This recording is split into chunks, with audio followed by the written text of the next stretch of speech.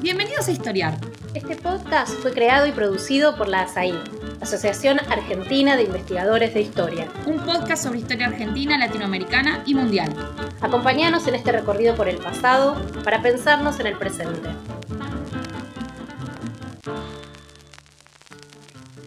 Bienvenidos y bienvenidas a un nuevo episodio de Historiar, el podcast de ASAI. Soy Magdalena Candiotti, soy investigadora de CONICET en el Revignani y hoy los invito a sumergirnos en la historia de un país muy cercano, pero que a veces parece muy distante. Vamos a sumergirnos en la historia de Brasil. Y precisamente vamos a hablar de su nacimiento, entre comillas, de su independencia de Portugal, de la cual se conmemoran 200 años en este 2022, más precisamente el 7 de septiembre. Para hablar del complejo proceso de independencia, contamos con un invitado de lujo, el historiador João Paulo Pimenta. João Pimenta es profesor en la Universidad de Sao Paulo, es autor, entre otros libros, de la independencia del Brasil y la experiencia hispanoamericana, de El libro del tiempo, una historia social, y más recientemente de Independencia del Brasil. Esto los estoy diciendo en español, pero están en portugués. Y si no me equivoco, también acaba de coordinar un diccionario de la independencia del Brasil con una colega. Así que bueno, muchísimas gracias, João, por aceptar nuestra invitación. Y pensé que podíamos empezar un poquito más atrás en el tiempo que 1822, que estos 200 años, por lo menos hasta 1808, un momento donde tenemos en Europa la invasión napoleónica, la invasión en la península, y bueno, ¿qué pasó en ese 1808? Porque es importante para entender este proceso. Bueno, muchas gracias, Magdalena, por la invitación. Es un gusto estar acá y también con los que nos siguen en el podcast. Y bueno, hablando un poco de la historia de Brasil, que en muchos momentos, de muchas maneras, es también la historia del Río de la Plata, la historia de Argentina, es la historia de nuestro continente. En 1808 se produjo una cosa muy importante para el futuro de Brasil. Es que la corte portuguesa, que siempre estuvo en Lisboa, se fue a Brasil. Salió de Portugal a finales de 1807, huyendo de la guerra con los franceses, ¿sí? Pues hubo un cálculo político-militar en la corte portuguesa de que no sería posible enfrentar a los ejércitos de Napoleón Bonaparte, que estaban produciendo, bueno, conquistas territoriales, una verdadera revolución política en Europa. Y así que la corte portuguesa decidió trasladarse a Brasil para mantener la unidad del imperio portugués, que era un imperio basado en Portugal, en los territorios americanos, genéricamente llamados de Brasil, pues no era una unidad política, era un conjunto de territorios coloniales, também de alguns territórios em África e alguns poucos territórios em Ásia, pero asimismo era um império de dimensões mundiais. A intenção, então, Magdalena, era manter a unidade deste império e assim enfrentar este grande reto que era sobreviver politicamente a esta convulsão revolucionária francesa. E a corte chegou em Brasil em 1808 e aí começou a governar o império. Pero o império cambiou profundamente. Ou seja, a curto plazo se mantuvo a unidade do império, pero em poucos anos, esta manutenção da unidade foi totalmente comprometida. Começaram a criar-se condições que não existiam antes de 1808 para a própria desaparição ou fragmentação do império. E a independência de Brasil é um capítulo decisivo desta fragmentação do império, cujas condições começaram a criar-se, repito, em 1808, com uma medida que era para evitar justamente a fragmentação do império. Então, mientras em 1808 o império espanhol começava a ter problemas muito sérios de sobrevivência política por el cautiverio de la familia real española por Napoleão, a família real portuguesa estava segura em Brasil, pero esta seguridad iba a comprometerse cada vez más. Imagino que esa presencia de la corte misma y de los reyes mismos, de los Braganza, en el Brasil tuvo un impacto en la organización política y social de ese espacio, ¿no? ¿Cuáles te parece que son los impactos más importantes en la reconfiguración de ese espacio que se va a transformar en el Brasil? Es que Río de Janeiro era la sede del gobierno colonial de Brasil, pero, repito, Brasil no era una unidad política perfecta, no era una unidad política segura, no era una unidad política nacional, por supuesto. Era un conjunto de territorios coloniales y el gobierno central era en Río de Janeiro. Pero no era una obviedad que la sede del imperio en Brasil tendría que ser Río de Janeiro. Una parte de la comitiva que trasladó la familia real, sus ministros, la corte a Brasil, chegou primeiro em outra parte importante também, mais ao norte, Bahia, a cidade de Salvador, mientras outra parte se foi a Rio de Janeiro. Isto por questões de navegação, não por questões de eleição política. E depois, os que estavam em Bahia se foram finalmente a Rio de Janeiro. Entre eles estava o príncipe regente, porque a reina estava impedida de governar, foi declarada mentalmente incapacitada de reinar já em finales do século XVIII, e o governo do império estava em manos do príncipe Dom João, ¿sí? Que depois se convertirá em rei João VI. Muito bem, então João estuvo primeiro em Bahia, e aí muita gente em Bahia creía que Bahia ia ser a sede do império. Pero não, a decisão era que Rio de Janeiro iba a ser sede do império. Muita gente ganhou com esta nova condição de Brasil. Então, comerciantes incluso de esclavos, comerciantes de género de abastecimiento, ¿sí? Un esbozo de mercado interno empezó a constituirse en Brasil, ¿sí? Gente que vivía en Río de Janeiro y que por sus servicios empezó a recibir títulos de nobiliarquía, de nobleza. Entonces, mucha gente ganó con la corte en Brasil, pero mucha gente en Brasil mismo perdió.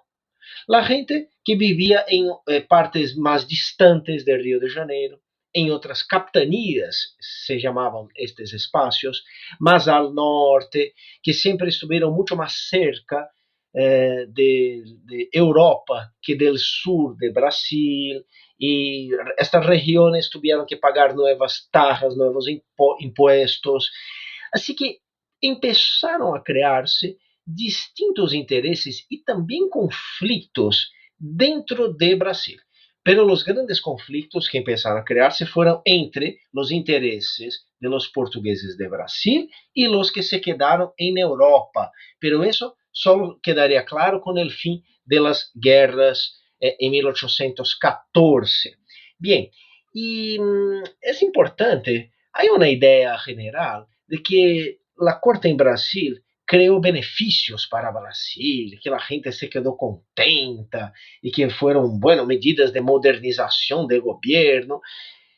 Isso hubo um pouco, pero algumas coisas são importantes que se digam também. Que, por exemplo, luego que chegou a Rio de Janeiro, o príncipe João de Portugal, de Bragança, implementou uma política de extermínio de populações indígenas de Brasil que viviam cerca de Rio de Janeiro por questões de seguridade, ou seja, política de matança, de destruição de pueblos originários que todavia viviam cerca de Rio de Janeiro. Uma outra dimensão violenta da presença da corte portuguesa em Brasil foi o aumento súbito da esclavitud, mas precisamente, Magdalena, da trata de escravos. ¿Sí? Em 1808, 9, 10, a trata de escravos entre Brasil e África subiu. Ou seja, a esclavitud se profundizou aún mais em Brasil. E como sabemos, tu lo sabes muito bem, não há esclavitud sem violência, não há esclavitud sem conflito.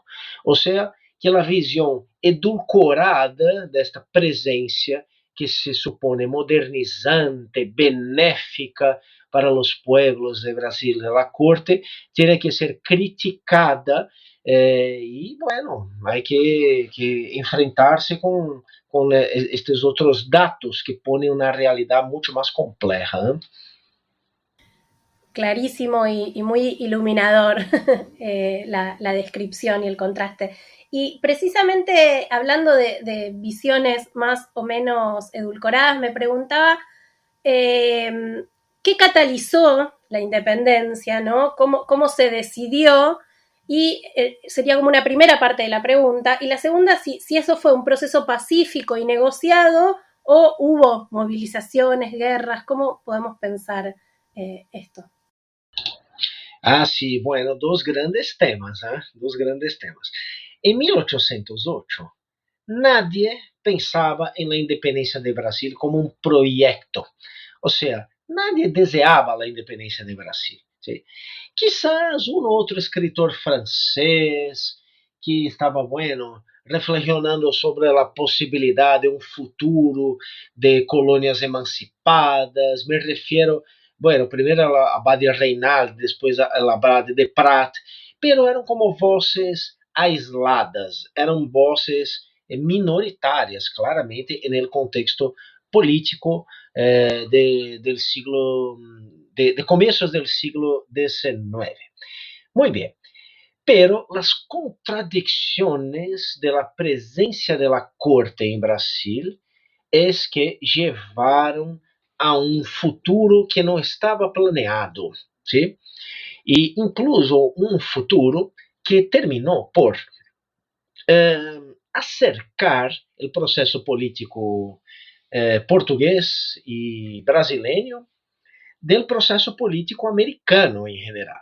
A corte em Brasil significou uma muito maior muito maior acercamento com os acontecimentos do continente de lo que se passava antes.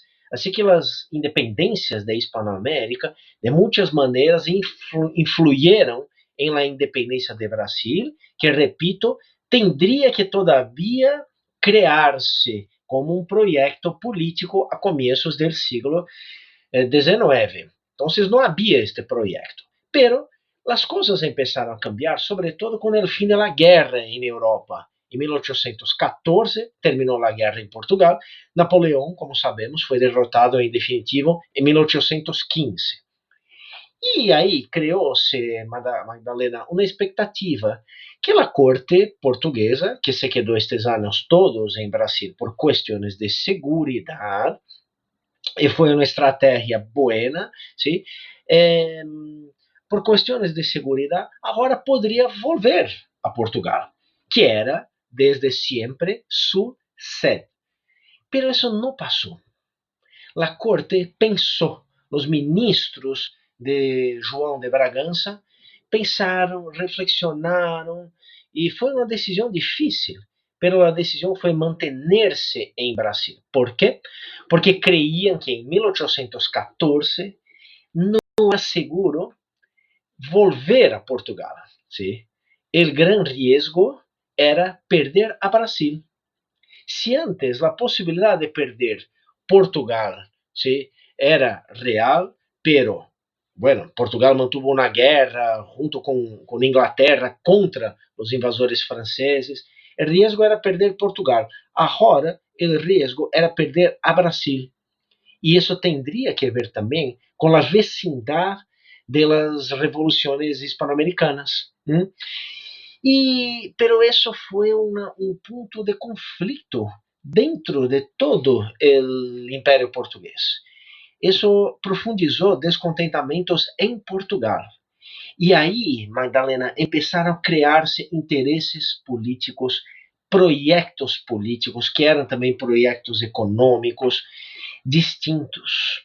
E isso chegou hasta uma revolução liberal constitucional em Portugal, em 1820, que era uma grande protesta por la manutenção del rei português, agora já rei, em Brasil, sim?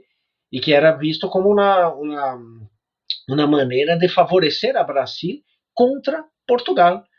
Era leído como uma inversão de roles, de papeles, não? De posições tradicionais dentro do Império Português. Então, podemos dizer que em 1808 começaram a criar-se condições para uma fratura dentro do Império Português. Entre 1814 e 1815 foram criando-se as condições para uma revolução de grande protesta, que em 1820 criou finalmente as condições para uma independência de Brasil. Por quê? Porque esta revolução portuguesa queria e quiso a volta do rei a Portugal. E obteniendo esta volta, criou aún mais antagonismos com a gente em Brasil que não queria a volta do rei. E aí, solo em 1820 e ao largo de 1821 e 22, foi se dibujando um projeto de independência de Brasil. Em verdade, muitos projetos, pero al final triunfou um projeto de separação política entre as duas partes. ¿Sí? Esto es como una idea general del proceso.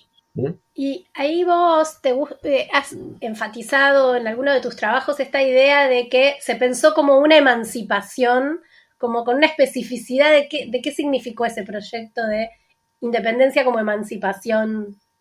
Sí, si querés contarnos. Claro, sí. Claro, la emancipación. Y enseguida te pido que pongas de nuevo la pregunta sobre las guerras, el aspecto de pasividad o de violencia, ¿sí? Articulemos las dos. Ok, perfecto. En esta época era común, y no solo en el mundo portugués, sino en el mundo del Imperio Español, en muchas partes de América y en otros países de Europa, la idea de emancipación política. ¿Qué era una emancipación política?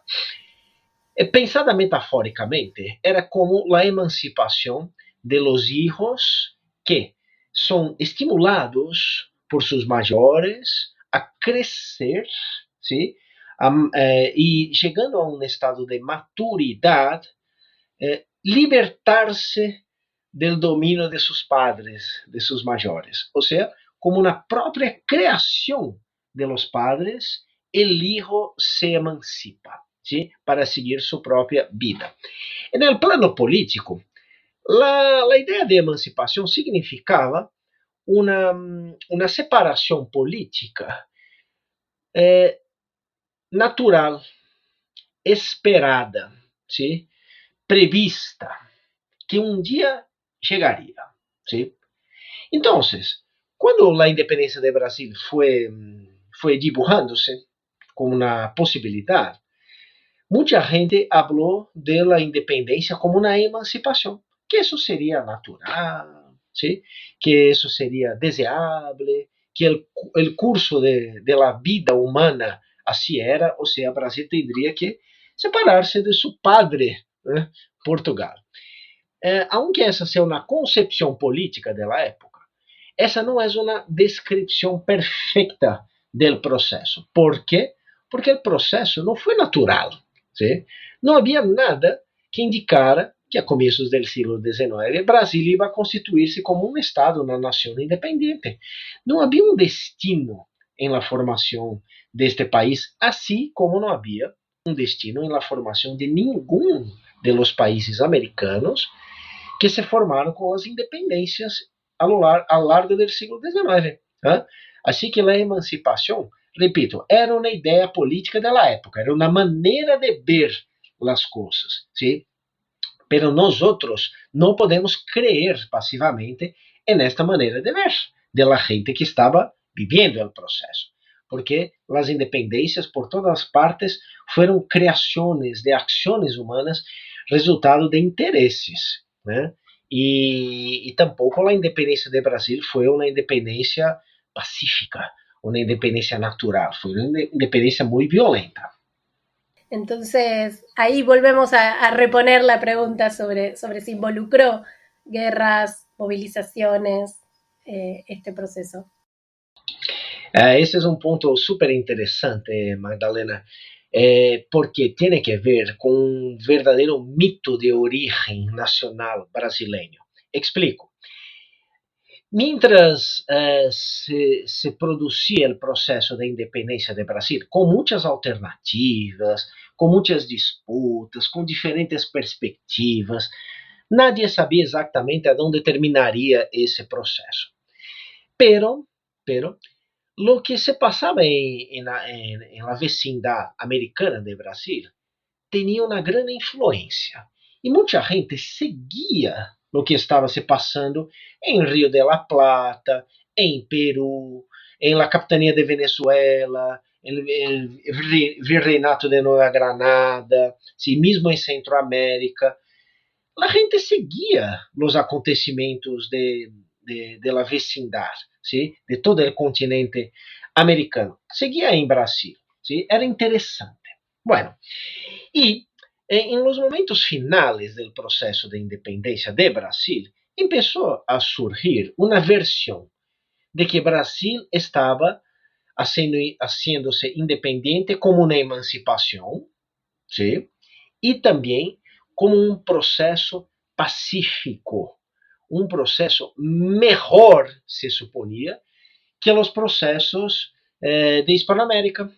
Por quê? Porque é um processo sem violência, um processo sem sangue, um processo sem os horrores da anarquia, todas as expressões da própria época, sem destruição, sem os excessos democráticos. ¿Sí? Então, a gente hacía comparações com o que se passava em Hispanoamérica para dizer que o que se estava passando em Brasil era melhor e era mais, outra palavra da época, civilizado. ¿Sí? Era um processo superior. Pero esta era uma versão politicamente interessada da independência de Brasil, porque isso ponia por debaixo del piso, como decimos acá em Brasil, ¿sí? La violência del processo.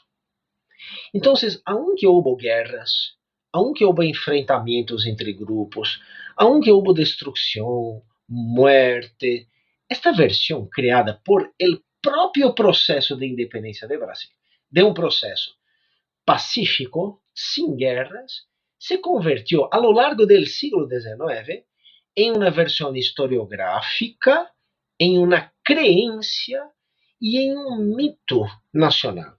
O mito de que o brasileiro é um povo pacífico, é um povo a lo que não le gusta a guerra, é um povo que não é acostumado com conflitos. E, Madalena, isso é um mito que sigue vigente todavía hoje. Há muita gente em meu país e em outros países que miram a Brasil como se fosse um país com estas características, lo que é totalmente al revés de la história. Os historiadores que observam que é a história de Brasil a largo de 200 anos e que foi incluso a história da independência, bem episódios, situações de conflitos, incluso a Primeira Guerra Nacional de Brasil foi contra as Províncias Unidas de Rio de la Plata, que, bueno, mais ou menos em alguns casos se chamavam de Argentina, pero não era todavía a República Argentina, por supuesto, pero a expressão já existia. Foi uma guerra, então, contra as Províncias Unidas, com sede em Buenos Aires, entre 1825 e 1828, uma guerra de surgimento de Brasil. Pero a gente sigue dizendo que Brasil é um país sem guerra, sem conflito e sem violência, lo que é totalmente mentiroso. Clarísimo. Y como decís, es notoria estas reverberaciones contemporáneas que persisten, esta idea de un pueblo calmo y de un pueblo alegre y donde la historia transcurre sin conflictividad.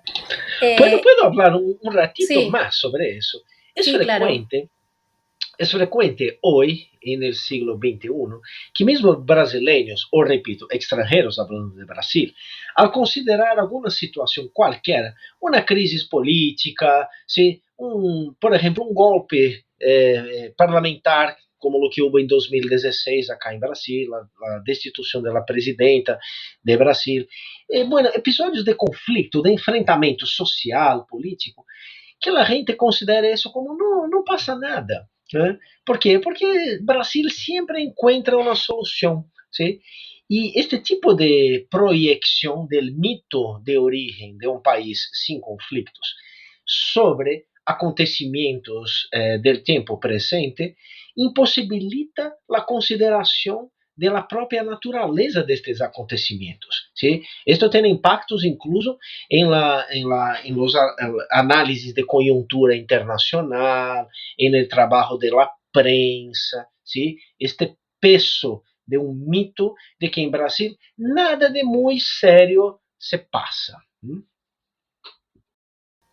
Sí, y pensando en este relato, en el mismo proceso, en 1822, ¿no? Hay como hubo durante un tiempo, ¿no? Un consenso historiográfico en cierto sentido de la idea de que hubo poca participación popular y pocas consecuencias para transformaciones para los sectores populares en este cambio, en esta decisión de la independencia. Yo me pregunto, bueno, ¿realmente no hubo ninguna participación popular? Africanos y afrodescendientes, esclavizados, libertos, indígenas, participaron de alguna manera o no, o sectores populares también, quizás de origen portugués, empobrecidos, participaron o no. Y en todo caso, sino cómo transformó su vida esta independencia, este proceso. Sí, es verdad que la independencia de Brasil no fue un movimiento político protagonizado por sectores que podríamos llamar com algum cuidado de populares. ¿Sí? Também nós outros historiadores discutimos bastante que queremos dizer com popular, que queria dizer em la época según las jerarquías sociales del siglo XIX, pero bueno, vamos a generalizar y eso hace sentido. Entonces no fue un movimiento sobre todo popular, fundamentalmente popular, no fue, ¿sí? Pero eso no quiere decir que no hubo participación popular, que no hubo presencia política de sectores subalternos, que no hubo presencia del pueblo. Sí, sí hubo. Y eso, decir eso, Magdalena, no es una cuestión política del presente, es una constatación histórica.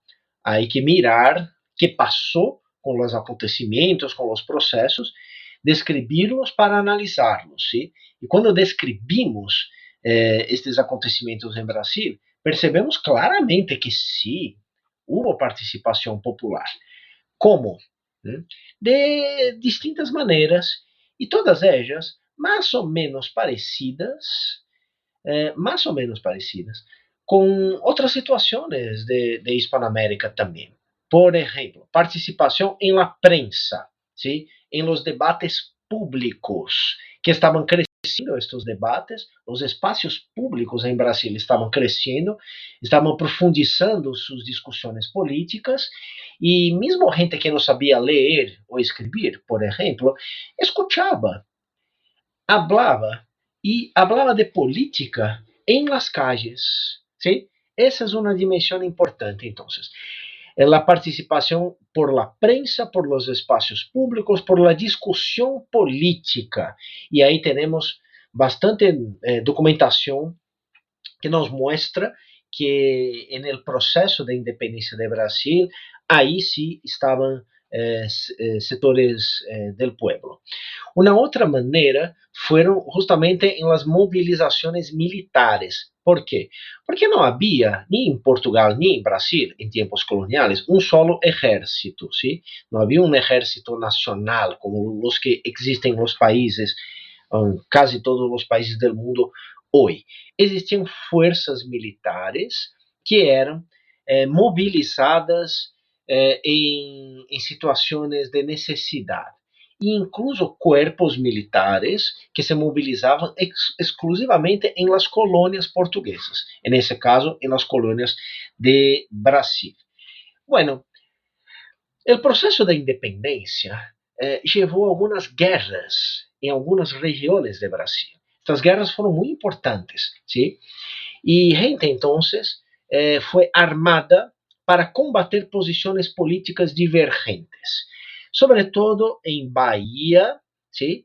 Em Maranhão, outra província do norte bastante importante, em Piauí, uma província vecina a Maranhão, Pará, que hoje é um estado da região amazônica, e en el sur, en la provincia cisplatina, la antigua Banda Oriental, que en 1821 había sido incorporada al Imperio Portugués y en el proceso de independencia de Brasil estaba dividida entre mantenerse fiel a Portugal, entre adherir al Imperio de Brasil, que la independencia crió, o entonces adherir a las Províncias Unidas, ou mesmo formar um corpo político independente, ¿sí? E aí houve, então, guerras em todas estas partes. E que gente, então, pegou em armas? Bueno, a gente que se recrutava antes, que eram pessoas pobres, ¿sí? Antigos escravos,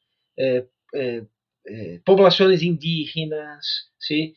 Era gente que lutava normalmente em outras situações, ¿sí?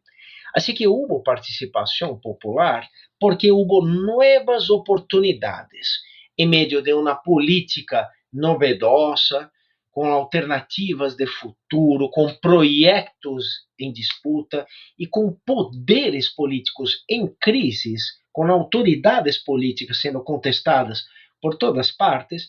Houve incluso oportunidade, Magdalena, que este pueblo em armas, que não era um solo pueblo, sino muitos pueblos, vislumbrara em las guerras de independência também possibilidades de obter seus próprios interesses. Seus interesses, por exemplo, de los indígenas por propriedade de armas, ¿sí? De antigos esclavos por condições melhores no mundo de los libres. E assim também este é um tema bastante documentado e que sigue sendo estudado. Ou seja, em síntese, a independência do Brasil não foi popular, pero a participação popular foi sim muito importante e há que subrayar. Este es el podcast de ASAIG, la Asociación Argentina de Investigadores en Historia. Te invitamos a asociarte y a seguirnos en las redes, en Twitter, en Facebook e Instagram. Toda la información sobre la asociación la puedes encontrar en nuestra página asaig.org.ar. Te esperamos todos los sábados con un nuevo episodio de Historiar, sobre los grandes temas de nuestro pasado, abordados por especialistas e historiadores profesionales de manera cordial pero rigurosa. Seguimos con nuestro episodio de hoy. Dijiste dos cosas que me parecen interesantes para pensar, ¿no? Dijiste, no había destino, ¿no? Brasil no era un destino, no estaba escrito que se iba a constituir este país independiente. Y también recién explicabas algo que para la historiografía que se ha renovado mucho es importante, esta idea de las diferencias entre pensar en un pueblo y muchos pueblos, ¿no? Algo que aquí en Argentina también se ha trabajado, que ha trabajado mucho Noemí Goldman, etc. Y en ese sentido, también algo que debatió la historiografía argentina y que debaten en general las historiografías es si las naciones preexisten a la formación de estos estados independientes, ¿no? Si son unas naciones las que se emancipan de ese yugo o son un producto de ese proceso de independencia. Entonces, te quería preguntar, para el caso de Brasil, ¿se puede pensar que, en parte lo respondiste, pero quizás lo podemos hacer más explícito, si preexistía una nación brasileña al momento de la independencia o la creación de una identidad y una idea de pertenencia brasileña es una creación, un resultado de ese proceso. Bueno, no tenemos dudas. La nación no preexistió a la independencia. La nación no estaba en el mundo colonial, ¿sí? Y los trabajos de José Carlos Chiaramonte ya lo mostraron muy bien hace unos 20, Exacto. 30 años, ¿no? Y eso es válido para todas las partes en nuestro continente, incluso en Brasil. O sea, la independencia de Brasil, así como la del Río de la Plata, la independencia de Venezuela, la independencia de Nueva Granada, la creación de Colombia, no fueron movimientos nacionales, no fueron resultado de fuerzas nacionales, no fueron resultado de nacionalismos, de luchas entre nuevas naciones que buscaban libertarse y la vieja nación dominadora. Ninguna independencia de América fue eso. Ni la de Estados Unidos, a finales del siglo XVIII. Pero eso no quiere decir que no hubo dinámicas nacionales en estas independencias, incluso en la independencia de Brasil. ¿Qué estoy llamando de dinámicas nacionales?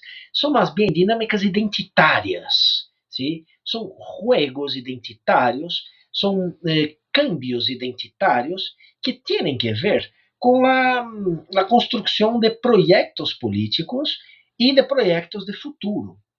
O sea, mientras cambiaba la política y la gente pensaba en nuevas formas de organización colectiva, en nuevos espacios del poder, mientras la gente hacía todo eso, la gente también iba manejando identidades que eran cada vez más identidades políticas. O sea, reconocimientos colectivos según ideias de futuro, según ideias de sociedade, según ideias de poder e segundo interesses de poder. ¿Sí? Entonces, Magdalena, yo digo, la independencia de Brasil no fue resultado de una lucha nacional o de una nación preexistente, del desarrollo de una nación preexistente. No, esto es una mitología nacional brasileña que una vez más acerca a Brasil de otros países del siglo XIX, casi todos con sus mitologías que son muy semejantes, la preexistencia de la nación. Pero eso no quiere decir que la nación no fuera un fenómeno importante del proceso de independencia. ¿Sí?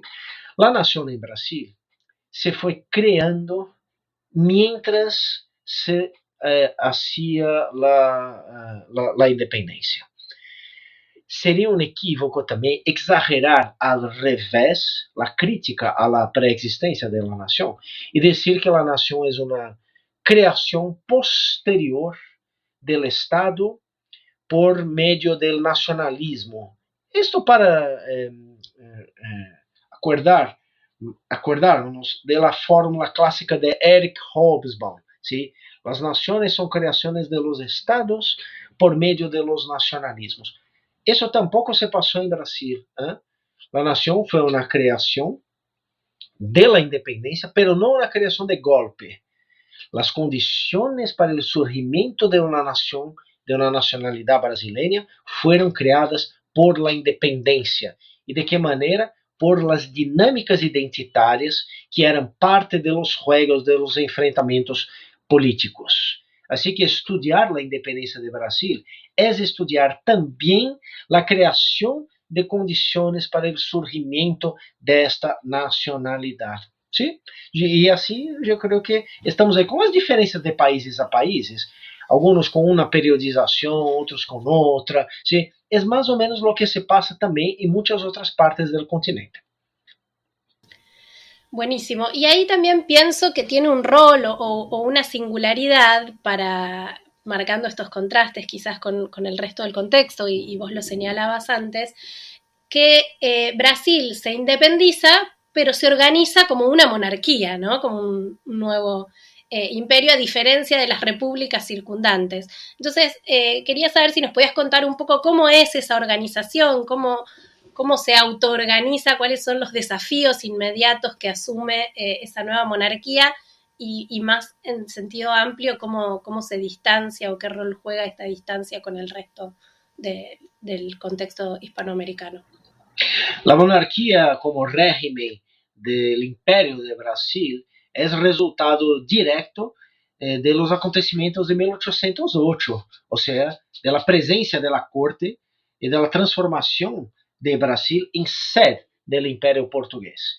Así que la lucha política de la independencia fue fuertemente basada, Madalena, en la tradición y en los intereses monárquicos, ¿sí? Mesmo quando a gente tinha distintas concepções de política, convergia em la defensa de uma monarquia, né? Pois a monarquia criou bases em Brasil, ¿sí? Incluso em um governo de Brasil antes de la separação com Portugal, ¿sí? Que foi este governo desde 1808 y hasta la independencia, ¿no? Pero esta monarquía no fue una concepción absoluta en el proceso de independencia. Hubo proyectos republicanos también. Hubo incluso una revolución republicana antes de la independencia de Brasil en Pernambuco, otra provincia al norte, en 1817. Y una revolución con algunas conexiones con Río de la Plata, con Hispanoamérica. La revolución de Pernambuco fue derrotada por la corte portuguesa, ¿sí? Por un ejército portugués de Brasil. Y fue duramente, con mucha violencia, fue reprimida en 1817. Pero mostró que había también proyectos republicanos en las partes de Brasil, ¿sí?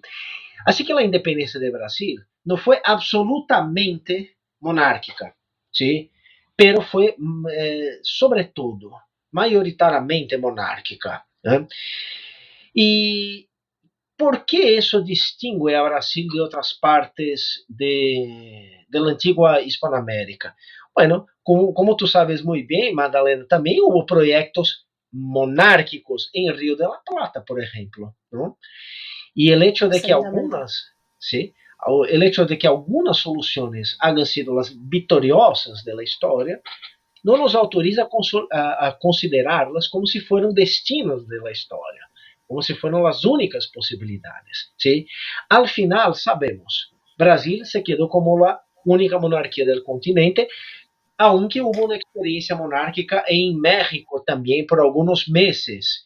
Y durante algunos meses hubo dos imperios monárquicos en América, el imperio brasileño y el imperio mexicano. El imperio mexicano empezó un poco antes. Así que esta diferencia de una monarquía entre repúblicas no debería ser un estímulo al aislamiento de las historias, sino un estímulo a considerar las distintas soluciones de la historia como parte de reciprocidades, de relaciones. Pues una de las cosas que explica esta fuerza de una tradición monárquica en Brasil, más allá de la presencia de la corte desde 1808, fueron los ejemplos de las repúblicas que estaban surgiendo en Hispanoamérica, que fueron tomadas como ejemplos negativos, como paradigmas negativos. O sea, podemos decir que la monarquía en Brasil es resultado en parte de las repúblicas en la antigua América Española. ¿Sí? ¿Hace sentido eso? Totalmente, y en parte un poco lo hablamos hace unas semanas en un episodio sobre estas repúblicas del Nuevo Mundo que discutía Hilda Sábato, y es interesante, como decías, no pensar solo como contraste, sino como un diálogo y una experimentación que se está llevando a cabo contemporáneamente y donde estas élites están tratando de ver cuáles son las opciones posibles en sus contextos, pero también deseables, y en ese sentido me parece que gana mucho tanto las repúblicas hispanoamericanas pensando en Brasil las nuevas naciones hispanoamericanas incorporando en su historia a Brasil y Brasil dialogando con estos procesos hispanoamericanos. Entonces esa especificidad no significa aislamiento, como vos recién señalabas. Y pensaba, si tuvieras que pensar, Joao, cuáles son los desafíos o describir, explicarles a nuestros oyentes cuáles son los desafíos principales que quedaban abiertos para este país independiente, ¿no? Monárquico y esclavista, aunque sea hasta la República que va a ser instaurada en 1889. ¿Cuáles te parece que son los principais desafíos que le quedaban?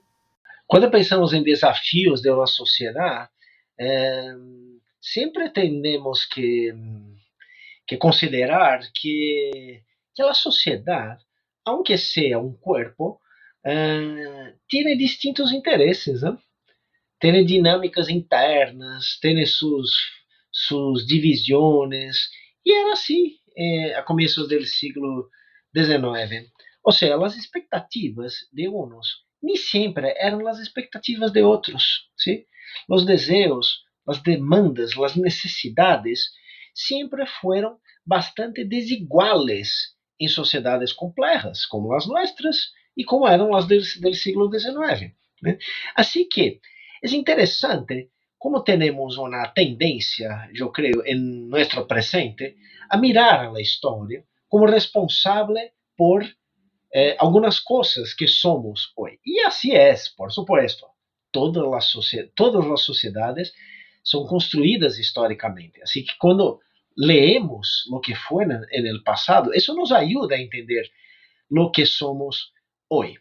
Pero a tendência a pensar este futuro como uma construção permanente, esta tendência a considerar que as pessoas em uma sociedade são senhoras de seu destino, podem fazer um futuro melhor, não estava todavia bem consolidada a começos do século XIX. Já havia gente pensando isso, ¿sí? Em Brasil, em Rio de la Plata, em outras partes do continente, ¿sí? E essas pessoas, sí, nos oferecem demandas, nos oferecem sonhos, nos oferecem parâmetros de consideração de quais foram as coisas que efetivamente se conquistaram, as que não se conquistaram, os problemas em aberto, ¿sí? Pero se temos que respeitar a história como ela foi, temos que respeitar também a gente que não estava pensando que ia ser, por exemplo, Brasil 200 anos depois da independência. ¿Sí? A gente vive segundo suas necessidades do presente, é assim, não? E de minha parte, eu creio que o surgimento da nacionalidade brasileira poderia haver sido de algumas maneiras um pouco distintas. Para mi gusto personal de cidadão brasileiro e de cidadão do mundo. ¿Sí? Se eu tivesse uma fantasia, né, a possibilidade de cambiar coisas no passado, eu tentaria cambiar algumas coisas que foram hechas nos últimos 200 anos, ¿sí? Ou melhor, há 200 anos. Pero eu creio que as coisas mais interessantes, mais importantes, tendríamos que cambiar em um passado mais recente, ¿sí? Ou seja, segundo minha visão de mi país, os principais problemas, aunque tenham algumas relações com a independência, incluso com o passado colonial, são resultado de desarrollos ou de falta de desarrollos mais recentes, ¿sí? E me parece importante, Madalena, separarmos um pouco, ¿no? Os desafios de uma época de los desafios de nossa época. E assim mesmo, o que eu consideraria os desafios de minha época para meu país são considerados irrelevantes por milhões de brasileiros. ¿Sí? Então, por exemplo, para mim é uma vergonha o racismo, evidentemente. Isso tem que ver diretamente com a história da colonização. ¿Sí? O racismo é um crime, é uma vergonha, é uma coisa horrível. e aí estamos em uma herência colonial que não foi resuelta, quizás foi profundizada por la independência de Brasil. Ok. Pero hay también el problema de la desigualdad social, ¿sí?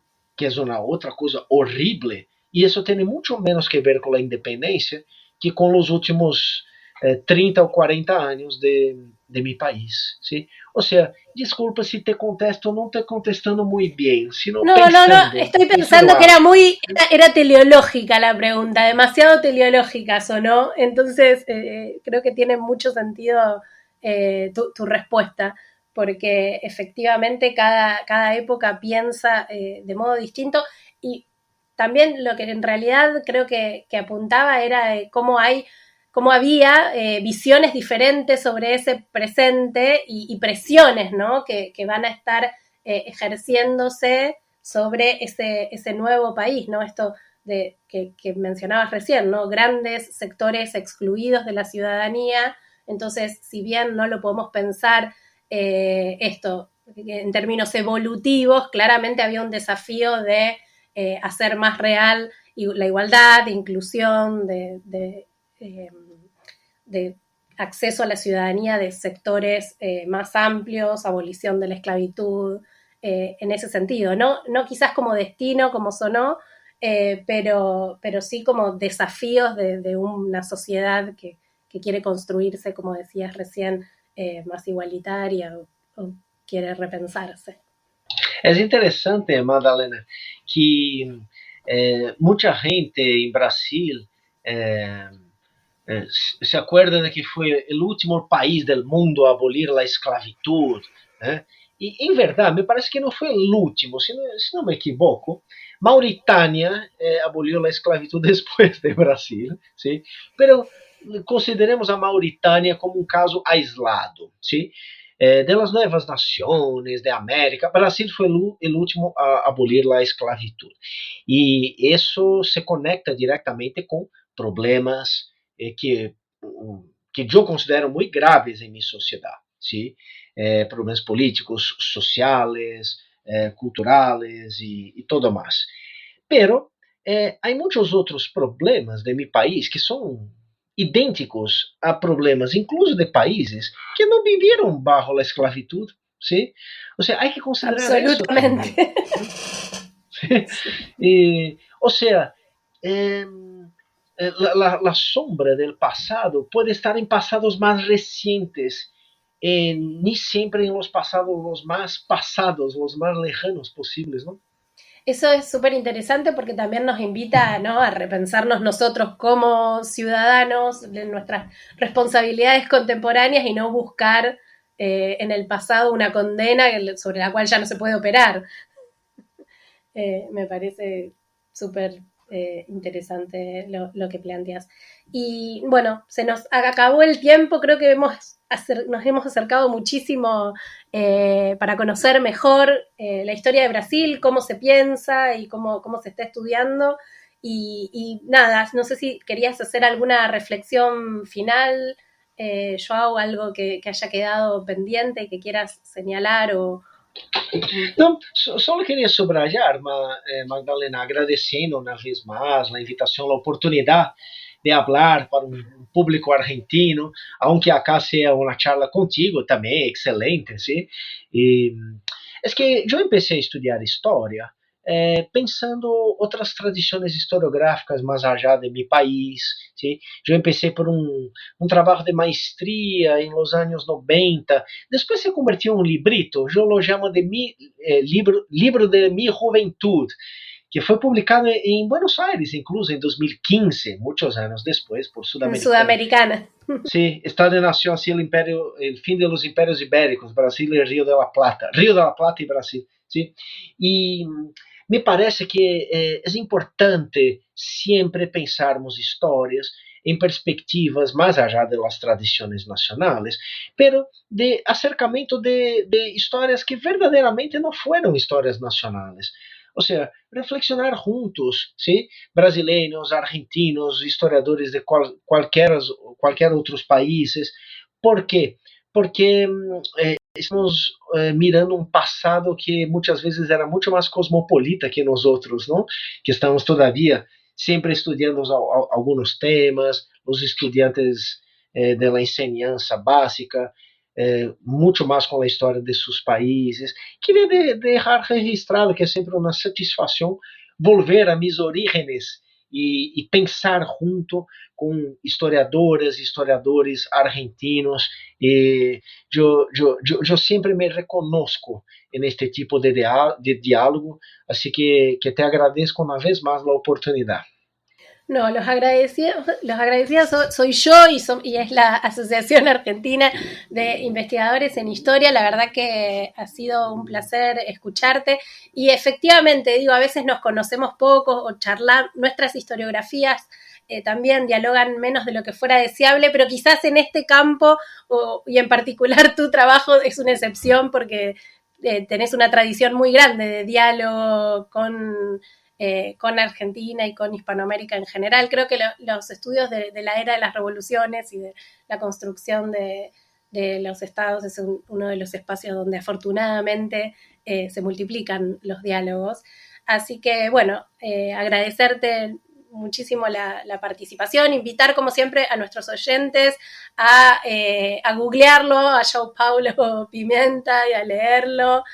Hay muchísimos artículos disponibles, acceso libre y también, como comentábamos recién, está el libro publicado en Sudamericana, publicado en Buenos Aires, por lo cual no es fácil de conseguir, pero se puede conseguir, así que los invitamos a buscarlo y bueno, nos despedimos hasta la semana próxima, que nos vamos a encontrar con un nuevo episodio de Historiar, el podcast de Asaí. Hasta luego.